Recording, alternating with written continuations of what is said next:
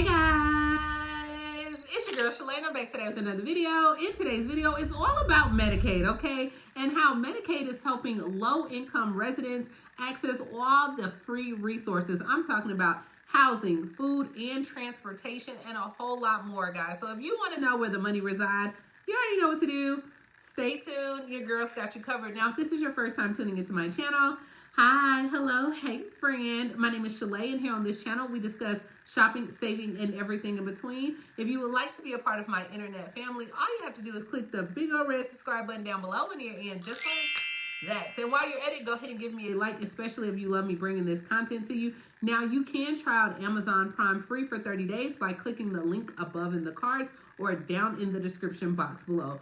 All right, guys, so let's go ahead and jump right into it, because right now there's a big push from the federal government where state Medicaid programs can try out new services for the next 5 years under a specific waiver. And guess what? This is the great part. They're giving out free federal money. So roughly about 20 states are trying their own version of different proposals about who would qualify and what they would cover in terms of expenses and all types of resources as well. And this even includes for those that are incarcerated. Yeah, so if you locked up, you might still be able to get some Medicaid. Now, of course, the coverage can vary from state to state, but this Medicaid expansion has, us moving in the right track, especially when it comes to like ballot initiatives. So like 6 states like Idaho, Maine, Missouri, Nebraska, Oklahoma, and Utah, they have passed some different packages. Georgia has had a partial expansion for their Medicaid program in regards to health coverage for low-income and disabled Americans earlier this year. My state, Alabama, and Florida, they have bumped up their programs to serve specific populations, such as like pregnant women and residents with mental health. We even have where Mississippi, y'all. Mississippi has even floated around the idea on how they want to use their federal money to increase like Medicaid reimbursement as well. So a lot of states are using this Medicaid money for housing, transportation, food assistance, like Nevada, Montana, Arkansas, Arizona, Florida, Massachusetts, New Jersey, North Carolina, Oregon, just a few.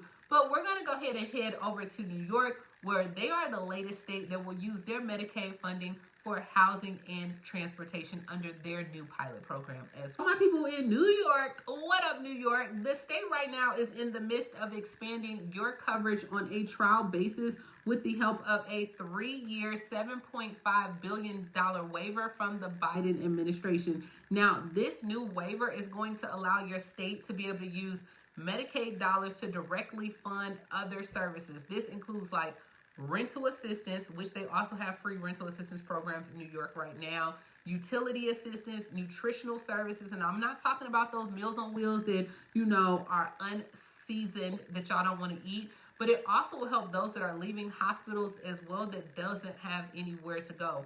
So they have a social care network that's expected to launch within the next few months, where they're going to have an online portal where Medicaid members, you can go in and complete like a self-assessment, and then it will send you different referrals for different services that you may qualify for. Also in Colorado, they just submitted their waiver to expand upon their rental and nutrition services as well. So earlier this year, Colorado did pass a bill as well where the state had to complete a feasibility study that will explore seeking federal authorization for nutrition and housing through Medicaid as well. So the individuals that will be eligible to receive this support, they're kind of through the, I think it's the support through Medicaid. So currently the proposal lists 3 people, 3 different groups that will be able to receive the support, and that would be like those who are unhoused or at risk of losing their homes, individuals in a nursing home, or if you don't have anywhere to go, and then also those that are transitioning out of foster care as well. So guys, they will pay your rent for like 6 months. Some states are giving where they'll pay the rent for a year. I mean, it's a lot of things that are going on. So obviously it is state specific. You would just have to check. But we also have where they have transportation services on board as well. So let's go ahead and head over to Mississippi and Arizona, where now they are offering transportation for medical services as well. All right, guys, so Mississippi and Arizona, they have partnered with companies like Uber Health and Lyft to ferry residents to their medical appointments. This is going on in other states as well, but then we have where like Tennessee and Delaware, they have become the first state to offer diapers for Medicaid families as well. So Tennessee and Delaware, they're the first two states in the country where you can receive diapers for families that are enrolled in the state's Medicaid program after they have received their state and federal approval as well. So both Delaware and Tennessee, this comes as like a public health where advocates say that families right now, they are struggling to pay for diapers or be able to afford diapers for those that have children. So on average, a newborn can require 8 to 10 diapers a day. So that's around like what, 300 diapers a month. Toddlers are about 150 diapers a month. But if you go to the TennCare website or Tennessee's Medicaid program, families will be able to receive up to 100 diapers per month for children under the age of 2 that started last month in August.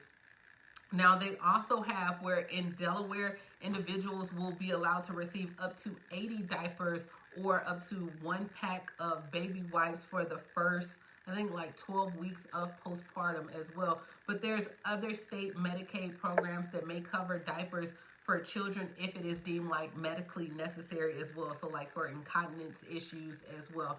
But Tennessee is covering diapers, incontinence products for people with illnesses or conditions that may impact your ability to control your bladder or bowel movements as well. So you see, like there's so many different things that are going on when it comes to Medicaid. In Oregon, they are offering Medicaid patients different supplies or medical supplies for climate change.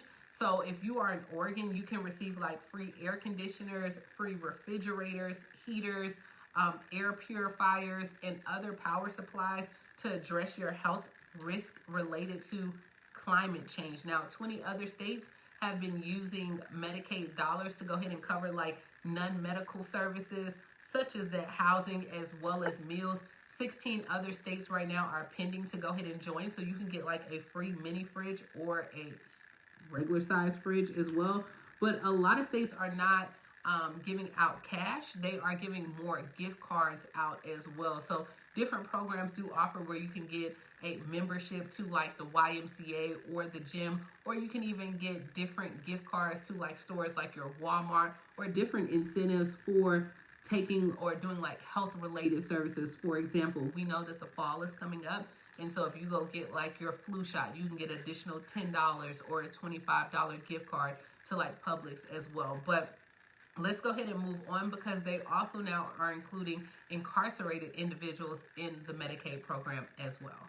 Next year, for those that are in New Mexico that are leaving jail, it is expected to launch in 2025, where you can receive Medicaid services as well. So the federal government last month approved where some states can have some leeway when it comes to the Medicaid programs for those that can be enrolled on their way out of like state prisons, local jails, juvenile detention facilities, and even like state forensic hospitals.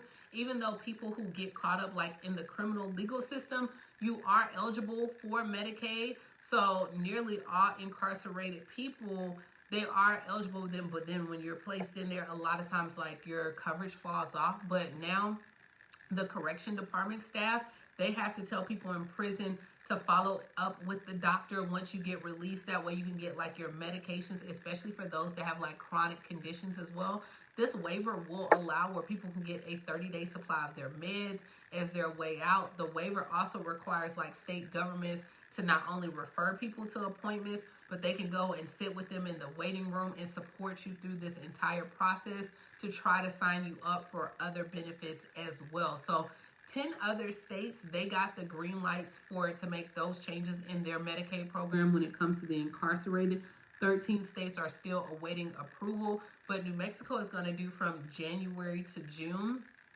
They're going to educate like the staff and tell the community about this, but then next year in 2025, the waiver will actually go live as well. So you see, guys, if you are in states, you could possibly qualify for so many services when it comes to Medicaid for yourself, for children, for different programs. I mean, refrigerators. We're talking about gift cards, as well as like food assistance, housing assistance. There's so many things out there. So let me know if you are on Medicaid. Did you know that these programs existed at all? What do you think about them? I mean, let me know all the things down in the comments below. As always, please like, comment, subscribe, grab you some Amazon Prime, and I will talk to you later, Gator. Bye, guys.